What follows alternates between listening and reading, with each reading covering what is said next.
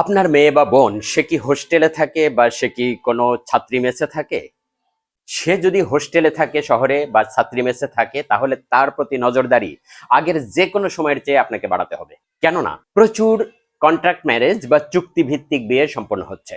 একেবারে লেটেস্ট খবর আপনাকে বলি, পাবনার ঈশ্বরদীর রূপপুর, যেখানে পারমাণবিক চুল্লি নির্মাণ করা হচ্ছে, প্রচুর সংখ্যক রাশিয়ান প্রকৌশলী সেখানে বসবাস করে।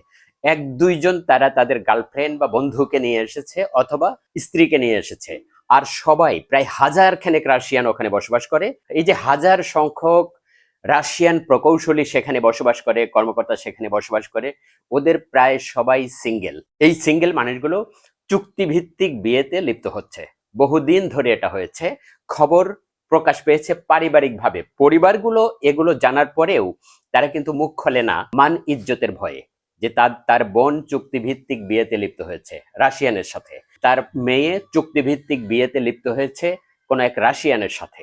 এই খবরটা সে বাইরে প্রচার করতে চায় না, কিন্তু ব্যক্তিগতভাবে আমাকে অনেকেই বলেছেন যে সে তার পারিবারিক এই সমস্যা নিয়ে রয়েছে, ভার্সিটি বা কলেজে পড়াশোনা করে, তার সেই মেয়ে বা বোন রাশিয়ানের সাথে চুক্তিভিত্তিক বিয়েতে লিপ্ত হয়েছে। এই চুক্তিভিত্তিক বিয়েগুলো সম্পন্ন হয় 3 মাস থেকে 3 বছরের চুক্তিতে। সেখানে 5 লাখ টাকা থেকে 40 লাখ টাকা পর্যন্ত বরাদ্দ থাকে ওই মেয়ের জন্য, যে মেয়েটা এই চুক্তিভিত্তিক বিয়েতে লিপ্ত হয়। আমার কাছে এরকমের ভুক্তভোগী একেবারে অথেন্টিক নিউজ বলছি আমি, যে ফ্যামিলির কেউ একজন মেয়ে মেসে থাকে, সে রাশিয়ানের সাথে চুক্তিভিত্তিক বিয়েতে লিপ্ত হয়েছে। একাধিক লোকজন বলেছে, একাধিক ফ্যামিলি থেকে আমাকে জানানো হয়েছে যে রাশিয়ানরা যেখানে থাকে রূপপুরে, সেখানে রাশিয়ানরা এইভাবে চুক্তিভিত্তিক বিয়ের সাথে তারা জড়িত।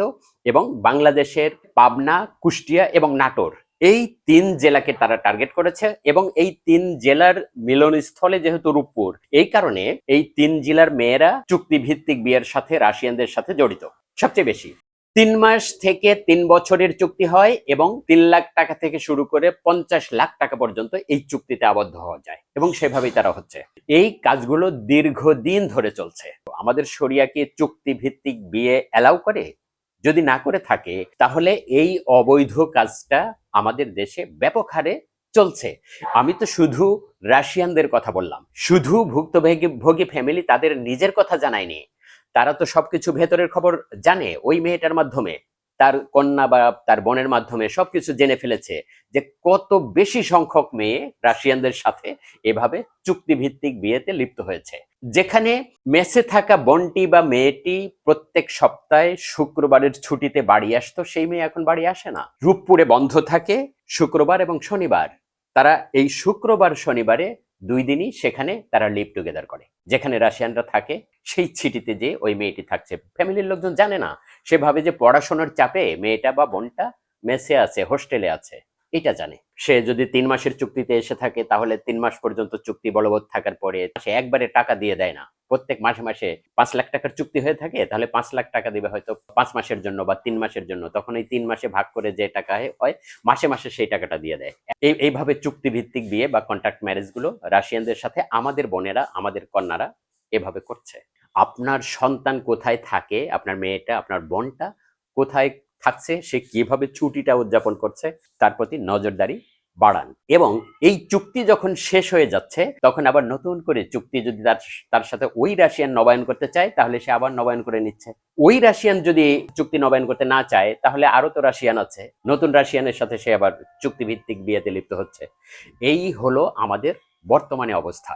আপনার মেয়ে এবং কন্যার প্রতি, আপনার বোনের প্রতি আপনার নজরদারি আগের যে কোনো সময়ের চেয়ে আপনার বাড়ান। এর বাদেও আরো অনেক চুক্তিভিত্তিক বিয়ে আমাদের সমাজেই সম্পন্ন হচ্ছে। যে মেয়েটা মেসে বা হোস্টেলে থাকছে, সেই মেয়েটা তারই বন্ধু, তারই বয়ফ্রেন্ডের সাথে যাতে বৈধভাবে মেলামেশা করতে পারে। চুক্তিভিত্তিক বিয়ে বৈধ হোক বা না হোক, সে কোনো রকমের একটা বিয়ের কাগজ ম্যানেজ করে নিয়ে ভাবছে যে এটা তার জন্য বৈধ। এই কাজটা যতদিন ছাত্রত্ব থাকবে ততদিনের চুক্তি থাকে। বিশেষ করে এরকমের হয়, যতদিন আমরা বাড়িতে ফিরে না যাচ্ছি, চাকরি বাকরিতে চলে না যাচ্ছি, ততদিন আমরা বিয়ে বন্ধনে আবদ্ধ থাকি এবং সংসার যাপন করি চুরি করে। কোনো একটা মেসে বা কোনো একটা রুম ভাড়া নিয়েছে তারা, আপনি কোনোদিন কোন মেসে থাকে সেটাও এসে দেখেননি।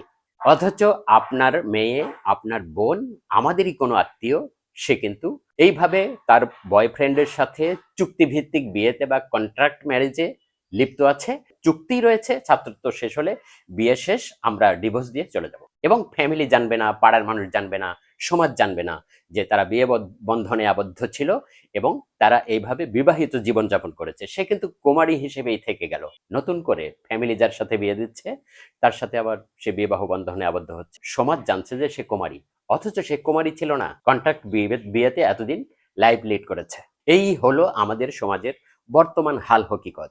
আপনি আপনার মেয়ে সন্তান, আপনার বোন, সে কোথায় কোন মেসে থাকে, তার ছুটিটা সে কিভাবে এনজয় করছে, রাত কতটা পর্যন্ত মেসের বাইরে থাকছে বা হোস্টেলের বাইরে থাকছে, আপনি খেয়াল করুন। আরো বেশি নজরদারি আপনার সন্তানের প্রতি আপনি বাড়ান। অনেক ধন্যবাদ।